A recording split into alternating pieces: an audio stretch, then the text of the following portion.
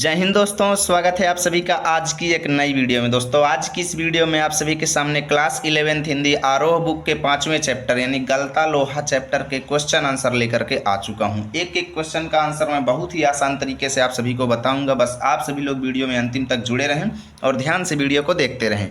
तो चलिए बिना देरी के वीडियो की शुरुआत करते हैं और एक एक क्वेश्चन का आंसर अच्छे तरीके से देख लेते हैं। तो पहला क्वेश्चन है हमारे सामने कि कहानी के उस प्रसंग का उल्लेख करें जिसमें किताबों की विद्या और घन चलाने की विद्या का जिक्र आया है। देखिए घन क्या होता है दोस्तों। घन एक प्रकार का बड़ा सा लोहा होता है जो लोहार लोग यूज करते हैं, ठीक है। इसी की मदद से वो लोग लोहे को पीटते हैं, है ना, लोहार, ठीक है, वो लोहे को पीटते हैं घन की मदद से। तो हमें कहानी का यानी चैप्टर के उस भाग का वर्णन करना है जहाँ पर किताबी विद्या और घन चलाने की विद्या का वर्णन किया गया है।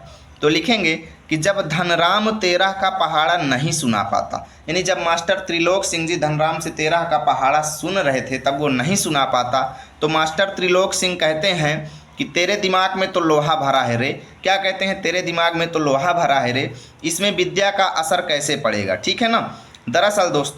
दरअसल धनराम के पिता के पास उसे ज़्यादा पढ़ाने की क्षमता नहीं थी, इसलिए उन्होंने उसे बचपन से ही लोहार का काम सिखाने लगे थे, ठीक है।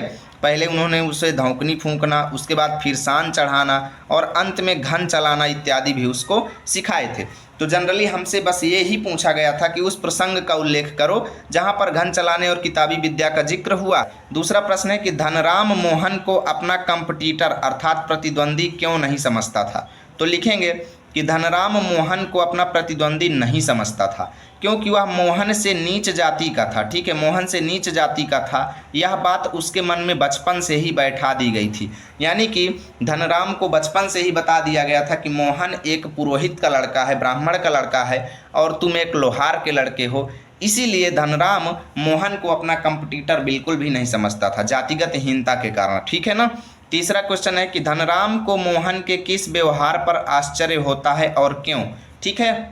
तो उत्तर में लिखेंगे कि मोहन जो था दोस्तों वो पुरोहित खानदान से था। पुरोहित क्या होता है दोस्तों? ऐसा व्यक्ति जो दूसरों के घर पूजा पाठ इत्यादि करवाने जाता है, पंडित का काम करता है, उसको पुरोहित बोलते हैं। यानी मोहन पुरोहित खानदान से था। फिर भी जब धनराम लोहे की छड़ को गोल नहीं बना पा रहा था, अर्थात जब एक बार मोहन धनराम के घर गया था तो धनराम लोहे की एक छड़ को गोल बनाने का प्रयास कर रहा था, लेकिन उसको सही से वो नहीं बना पा रहा था। तभी मोहन ने क्या किया, उससे हथौड़ा लेकर के तुरंत ही काम को पूरा कर दिया।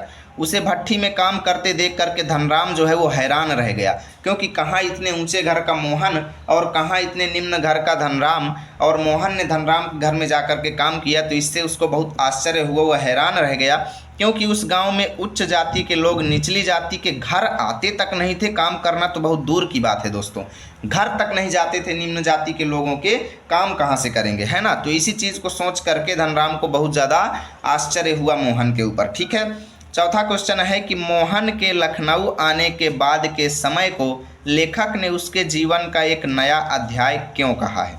तो लिखेंगे कि मोहन के लखनऊ जाने को लेखक ने उसके जीवन का एक नया अध्याय कहा, क्योंकि लखनऊ जाने के बाद मोहन को नई समस्याओं एवं चुनौतियों का सामना करना पड़ा दोस्तों। वो सोचा था कि बढ़िया जाएंगे, शहर में रहेंगे, आराम से पढ़ेंगे लिखेंगे और सक्सेसफुल होकर के लौटेंगे, लेकिन हुआ इसका उल्टा और शहर में उसको नौकरों की तरह रखा जाता था, ठीक है। वह ग्रामीण जीवन से हटकर शहरी जीवन में प्रवेश कर चुका था। लखनऊ जाकर वह शिक्षा, मेहनत और समझदारी से एक नया जीवन शुरू करता है। इसलिए लेखक ने लखनऊ जाने के बाद उसका जो समय है उसको उन्होंने उसके जीवन का एक नया चैप्टर कहा है।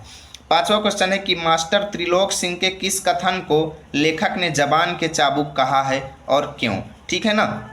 तो लिखेंगे लेखक ने मास्टर त्रिलोक सिंह के उस कथन को जबान का चाबुक कहा है जब वे धनराम से कहते हैं कि तेरे दिमाग में तो लोहा भरा है रे लोहा, विद्या का ताप कहाँ लगेगा इसमें, अर्थात विद्या तेरे दिमाग में कैसे आएगी।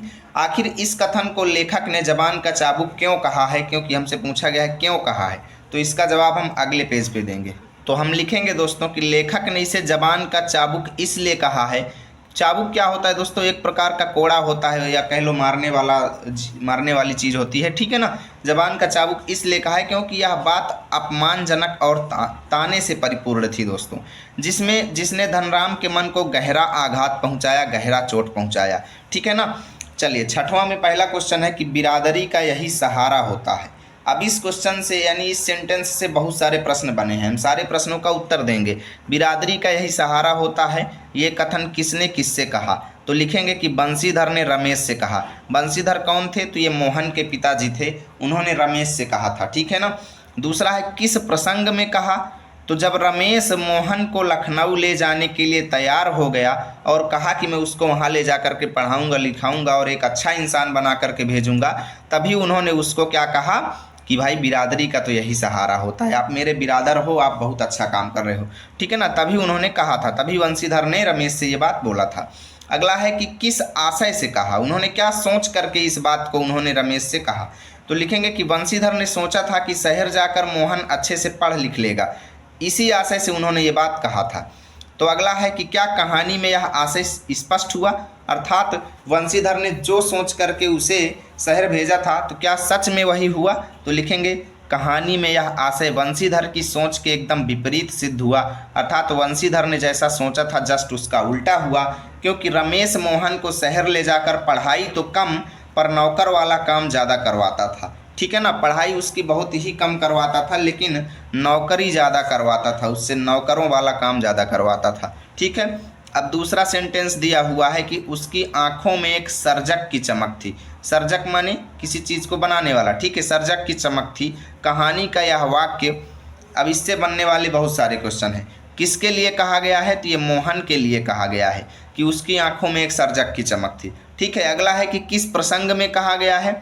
तो इतने बड़े घराने का होने पर भी मोहन ने हाथ में हथौड़ा लिया और लोहे को गोलाकार दे दिया, लोहे को गोल बना दिया, इसी प्रसंग में यह कथन कहा गया है दोस्तों, ठीक है। अगला है कि यह पात्र विशेष के किन चारित्रिक पहलुओं को उजागर करता है? अर्थात यह वाक्य जो है उसकी आंखों में एक चमक थी, किसकी आंखों में? मोहन की।